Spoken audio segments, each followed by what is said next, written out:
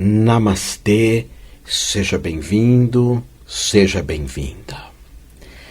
Alguns dias atrás chegou em minhas mãos um livro que se chama Andar e Sentar-se. É um livro de um mestre de teologia chamado Leloup. E ele faz uma reflexão, inclusive observando ensinamentos de Jesus, que por vezes o mestre sentava-se em silêncio. Em outros momentos, Jesus peregrinava, andava. É interessante que há pouco tempo atrás também eu assisti um filme que se chama 40 Dias e 40 Noites. Muitas vezes esse filme é confundido com um filme de vampiros, mas não é esse.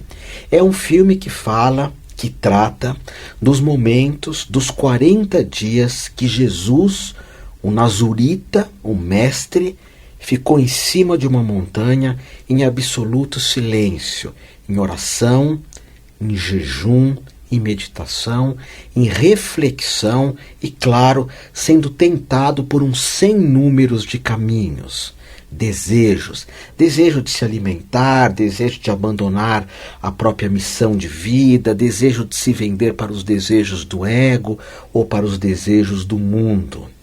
E claro que é um processo que precisa de muito kavaná. Kavaná em hebraico significa fazer com boa vontade. 40 dias em silêncio observando a mente. Mas por vezes nós tratamos do tema meditação tão somente como nós nos sentarmos, mas também um processo de absoluta transformação positiva na vida é o processo da peregrinação. Na minha vida, eu fiz 4 peregrinações que foram absolutamente significativas no meu projeto pessoal e também trouxe muita prosperidade, plenitude e saúde mental. A primeira peregrinação que eu quero falar para ti é a peregrinação ao Peru. Inclusive, agora, em setembro, eu vou estar levando, junto com uma agência de turismo chamado Rai do Turismo, eu vou estar levando um grupo. Tu podes participar dessa viagem comigo lá para o Peru. É uma viagem tranquila, são 10 dias em bons hotéis, horários de voos tranquilos, nada muito de madrugada. Vamos um passo depois do outro, fazermos rituais, vivências, ter uma iniciação tribal, tudo isso comigo no Peru. Mas independente de você ir comigo ou não para o Peru, esse tipo de peregrinação é extraordinária. Como diz Paulo Coelho no Diário de um Mago, que é da sua viagem a Santiago de Compostela, e eu, quando li esse livro, Diário de um Mago, eu li, depois de 1 ano, eu já estava fazendo o caminho de Compostela. Aquilo me chamou, porque eu valorizo por demais essas peregrinações andando.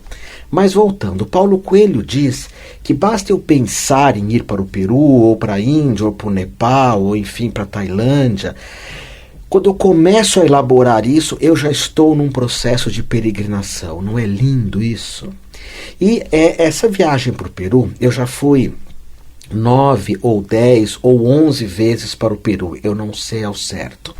Porque o Peru, para mim, o próprio fato de chegar em Lima e olhar o oceano, pôr os pés no mar, ficamos 1 dia ou 2 em Lima, depois vamos já para o Vale Sagrado, pisar na terra, olhar aquelas montanhas. O Peru, para mim, é um dos lugares mais lindos do planeta Terra. Poucos sabem que Peru não é tão somente Machu Picchu. Existem muitas surpresas nas peregrinações ao Peru, inclusive um local que eu acho de uma beleza extraordinária que se chama Ollantaytambo, que são ruínas que você vai subindo devagarinho, demora para chegar lá em cima, e lá a gente faz uma liturgia escrevendo alguns itens no papel, depois queimando, liturgia séria, chamando a Pachamama, que é a Mãe Terra. Então, Ollantaytambo, Machu Picchu, tudo isso faz parte da Amazônia peruana, que aliás eu também fiz várias viagens para o Amazonas aqui no Brasil. 4 ou 5 ou 6 viagens, que eu sempre viajei muito. E você está no Amazonas, no nascer do sol, num barquinho, vê aquele nascer do sol, vê o pôr do sol. Eu já fui para o Pantanal, que é extraordinário. Já fui em vários lugares de contato com a natureza. Mas você andar de barco no Amazonas, horas e horas e horas só vendo matas, isso te clareia a mente, isso alquimiza as tuas energias. E o Peru é uma viagem assim, muito dessa ligação com a natureza. Nós fazemos várias liturgias lá, nenhuma delas utiliza-se de ervas de poder. Nós utilizamos da dança, da meditação, de imposição de mãos. Tu tens um nome indígena lá também. Eu falo isso porque algumas pessoas preferem não se utilizar de ervas de poder. E quando elas querem, eu indico até alguns caminhos aqui mesmo no Brasil. Mas lá comigo no Peru, nós vamos numa outra energia de andar bastante, parar, ficar em silêncio, chegar em Machu Picchu, observar, não ter aqueles guias que ficam falando sem parar, que você fica uau, e depois de 2 horas você já não lembra mais de nada. E é interessante, vamos sair um pouco do Peru e ir lá para Santiago de Compostela. Eu tenho uma ligação muito forte com o catolicismo. Meus pais eram católicos, eu fui muito em missa. Eu estudo muito os mistérios das catedrais. Eu tenho um curso online que se chama Terapia Essênia, que eu ensino o Pai Nosso em aramaico, Vocações de Maria, explico como funciona quando você entra numa igreja, numa catedral, para você entender os ícones, a rosácea, a torre, que são labaredas de fogo, a rosácea, que é Maria, e essas técnicas essênias de imposição de mãos, que lembram um pouco as curas carismáticas. Então, quando eu fiz Compostela, eu sempre parava numa igreja e comungava. Eu não fiz inteiro a pé, eu fui com Diana, a gente fez uma boa parte do caminho de ônibus, porque éramos jovens. Diana é minha irmã, né, diretora de uma universidade, e nós não tínhamos internet na época e calculamos tudo errado. Em questão de tempo, tínhamos que voltar rápido. Mas uma boa parte, se você não puder andar, por exemplo, faz de ônibus, aluga um carro, faz de cadeira de rodas, porque o importante é aqui, a tua cabeça. O próprio Paulo Coelho, que ficou famoso por divulgar o Caminho de Santiago no mundo inteiro, ele fez uma boa parte de ônibus. Está num documentário da Netflix que você pode assistir. Então, mas você fazer o caminho, entrar numa catedral e comungar eu acho que é o ponto máximo da missa. Eu sinto isso. Que é a hora que o divino está dentro de ti. É o corpo de Mestre Jesus, é a energia, é o sangue. Coloca na tua boca, aquilo entra. Então, mesmo tendo uma ligação muito forte com o Tantra, com o budismo, eu sempre comungo. E quando eu faço esse caminho de Santiago, quando eu quero fazer mais uma vez, pelo prazer, pela alegria, tem essa egrégora, essa tradição de Jesus. Quando a gente vai para o Peru, é uma tradição tribal que tem ali, de energia tribal. Você gosta de dançar, a gente faz alguns rituais com folhas, assim, que você levanta a folha, algumas danças circulares, e muito silêncio para sentir a energia da Mãe Terra. Eu diria que Compostela é um caminho muito masculino. E isso não é uma crítica, longe disso. E é um caminho masculino que é difícil também. Se você for fazer Compostela, por exemplo, você está nesse planeta, faz coisas legais nesse planeta. Em vez de trocar de carro, faz Compostela. Eu não estou levando o grupo para Compostela, estou levando para a Índia.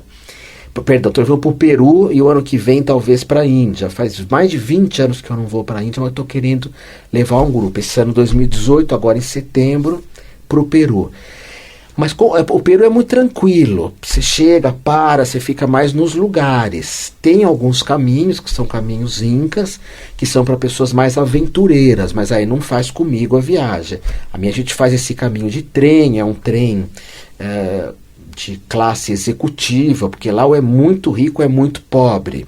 Então é tudo muito organizado por uma agência chamada Raido Turismo. Você vai procurar www.raidoturismo.com.br e vai procurar saber da minha viagem para o Peru.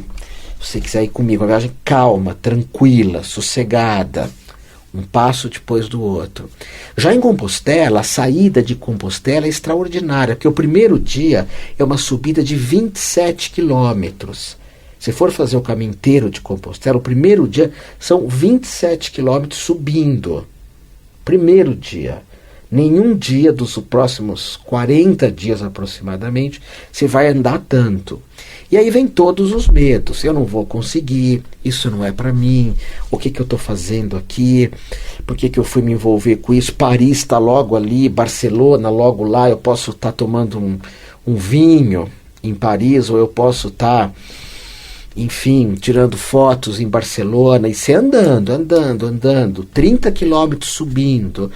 E de repente a gente percebe que por vezes falta essa fé, né? Falta essa confiança, essa determinação que eu chamo de faixa preta, que na minha escola eu falo terapeuta faixa preta, aquele que não desiste de nada. Isso tem muito na Índia, né? É engraçado como pessoas começam a fazer yoga, começam a fazer tantra e desistem. E tantra e yoga não é coisa que se desiste, vem uma tradição indiana, é que nem japonês.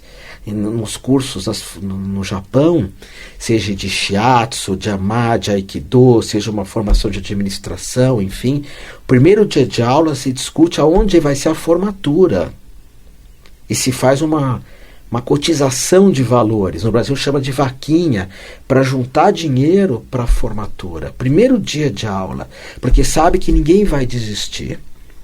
Então, o Compostela traz muito isso, que é essa coisa de tapas, o pé dói, mas eu vou em frente, a coxa dói, mas eu vou em frente. Tem gente que faz esse caminho de cadeira de rodas. Outro dia eu vi que tem pessoas que fazem esse caminho de muletas porque não tem uma das pernas. Então, Compostela traz muito isso, e depois que você volta de lá, muitas pessoas estão fazendo esse caminho de Compostela, que é o que eles chamam de ano sabático, que é um ano de autoconhecimento, de descanso, de percepção de quem você é de aquietamento. E Compostela, quando você volta de lá, você volta com uma força, É que nem na uma universidade, o aluno que vai até o fim, eu ponho uma faixa preta, falo, você fez 2 anos de curso, eu fui até o fim, sabe? Você não desistiu por qualquer bobagem, o tempo, o dinheiro. E eu falo isso muito para ti. O dinheiro é teu escravo. O dinheiro é teu escravo. O Osho falou isso para mim. Falava, Osho é materialista, ele não sabe o que diz. Mas eu vou arriscar pensar como ele. E isso me fez muito bem. Eu não sou rico, eu sou classe média como ti. Mas o Osho falou, o dinheiro é teu escravo. Não seja escravo, não faça nada por dinheiro. O dinheiro tem que fazer para ti. Então, quando eu faço essas viagens, eu economizo, eu como pão sem nada dentro. Nem manteiga, me dá um pão puro. Porque eu vou fazer a viagem. E por isso que eu peregrinei muito pelo mundo. E Compostela traz muito isso. A força de enfrentar, de dormir no albergue com um monte de gente, de lidar com cheiros que você às vezes não gosta, com idiomas, com comida. Imagina eu que não como carne vermelha. Enfim, a primeira vez que eu fui eu já não comia carne vermelha, hoje já não como mais um monte de coisas. Tem uma alimentação muito não violenta, e de repente você está lá e você quer voltar, você quer falar no celular, e você quer fazer o Facebook, o WhatsApp. Então a Compostela é muito forte. E o terceiro caminho, tem um caminho aqui no Brasil que chama Caminho do Sol. Dá uma pesquisada, você faz aqui pelo interior, Águas de São Pedro, se eu não me engano, Sorocaba. Esse eu nunca fiz, eu gosto das coisas mais demoradas. E esse caminho também é muito bonito, você pega um cajado, sai andando, é 1 semana, se eu não me engano. E tem as viagens para a Índia, nossa, essas são extraordinárias, assim. A Índia mistura um pouco da energia do Peru, porque a Índia é muito feminina, a Índia tem muitos perfumes, tem muitas cores, tem muita energia feminina, muitos colares, tudo é muito bonito, e tem energia de ir para a Índia, você está 24 horas de avião da tua casa, também uma outra comida, gurus, meditações, essas movimentações. Então o que eu quero falar para ti é perceber isso, que andar e sentar-se. Tem horas que a meditação sentada ela é muito adequada, ela é muito bem-vinda.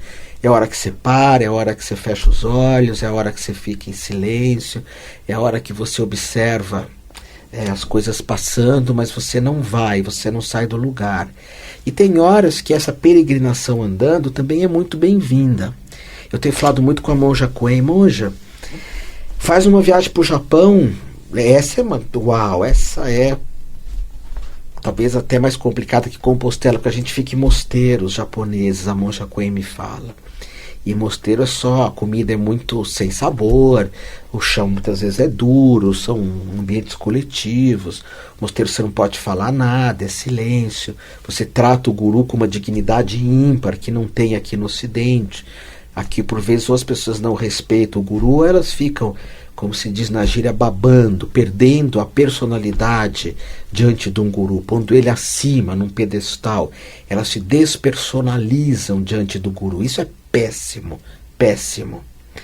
E então é isso. Se você quer saber dessa viagem, essa que eu vou fazer para o Peru, Compostela, você pode procurar essa agência Raido ou para a Índia.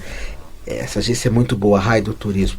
Mas para o Peru comigo, agora em setembro, viagem tranquila, sossegada, 10 dias com calma. E eu vou te dar algumas iniciações transpessoais também. E uma viagem que é isso, uma viagem com calma, porque eu tenho falado muito isso. Não apresse o rio, ele corre sozinho.